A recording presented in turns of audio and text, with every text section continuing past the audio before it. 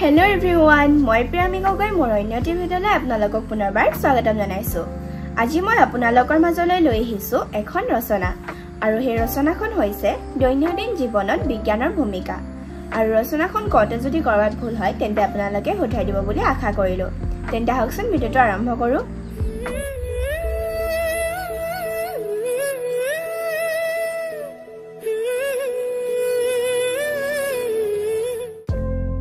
দৈনন্দিন জীৱনত বিজ্ঞানৰ ভূমিকা। আৰম্ভণি। বৰ্তমান যুগটো হ'ল বিজ্ঞানৰ যুগ। পুৱা শুই উঠাৰ পৰা ৰাতি শুৱা সময়লৈকে আমাৰ দৈনন্দিন জীৱনত বিজ্ঞানৰ প্ৰভাৱ অপৰিসীম।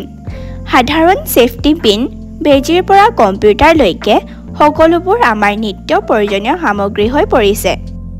বিজ্ঞানৰ প্ৰয়োগ। আমাৰ নিত্য প্ৰয়োজনীয় সামগ্ৰী পুৱা দাঁত মজা, টুথব্ৰাছ আৰু পেষ্ট বা পাউডাৰৰ পৰা আৰম্ভ কৰিলে দেখা পাওঁ যে এই সকলোবোৰ বিজ্ঞানৰ সহায়তে প্ৰস্তুত কৰা। আমি পিন্ধা কাপোৰ কানি, অন্যান্য কাপোৰ আদি কাপোৰ কলতহে তৈয়াৰ কৰা হয়। ঠিক সেইদৰে ৰন্ধা বঢ়াৰে পৰা সকলো খাদ্য প্ৰস্তুত কৰা বাচন বৰ্তনো কাৰখানাতে তৈয়াৰ কৰা হয়। বেমাৰ আজাৰ হ'লে ৰোগ নিৰ্ণয় কৰা হয় বৈজ্ঞানিক পদ্ধতিৰে। ঠিক সেইদৰে ঔষধো কাৰখানাত প্ৰস্তুত কৰা হয়। পঢ়া শুনা সামগ্ৰী, যান বাহন, কৃষিৰ সঁজুলি, সাৰ আদি বিজ্ঞানৰে অৱদান। আজিকালি প্ৰায়বোৰ ঘৰতে চিলাই কল, টেলিভিছন, ৰেডিঅ', ফ্ৰিজ, বিজুলী চাকি, পাংখা, ৰন্ধা গেছ আদি দৈনন্দিন জীৱনৰ লাগতিয়াল সামগ্ৰী হৈ পৰিছে। এইবোৰো বিজ্ঞানৰে আৱিষ্কাৰ। চেলফোন, টেলিগ্ৰাফ, কম্পিউটাৰ, ফেক্স আদিও নতুন হৈ থকা নাই। বিজ্ঞানৰ ফলতে পৃথিৱীৰ এচুকৰ খবৰ পুৱাই পৃথিৱীৰ সকলো বাতৰি কাকততে প্ৰকাশ পায়। বিজ্ঞানে আজি পৃথিৱীখন সৰু কৰি পেলাইছে। অপকাৰ।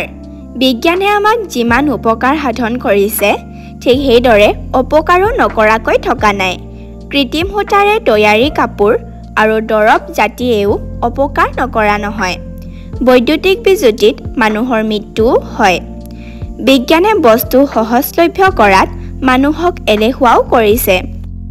সামৰণি। বিজ্ঞান কেতিয়াবা অভিশাপ হ'লেও ইয়াৰ আশীৰ্বাদ অধিক। বিজ্ঞান সত্যৰ ওপৰত প্ৰতিষ্ঠিত। আমাৰ নিত্য আৱশ্যকীয় সামগ্ৰীবোৰৰ সৎব্যৱহাৰৰ বাবে বিজ্ঞান চৰ্চাৰ আৱশ্যক। বিজ্ঞানৰ সুবিধা গ্ৰহণ কৰিব নোৱাৰিলে বিশ্বত আমি পাছ পৰি যাম হওক। বিজ্ঞানে নজনা কথা জনাত সহায় কৰি আমাক আকাশ আৰু সমুদ্ৰৰ ৰহস্য জনাত সুবিধা কৰি দিছে। সেয়েহে বিজ্ঞান আমাৰ আশীৰ্বাদ স্বৰূপ। ধন্যবাদ।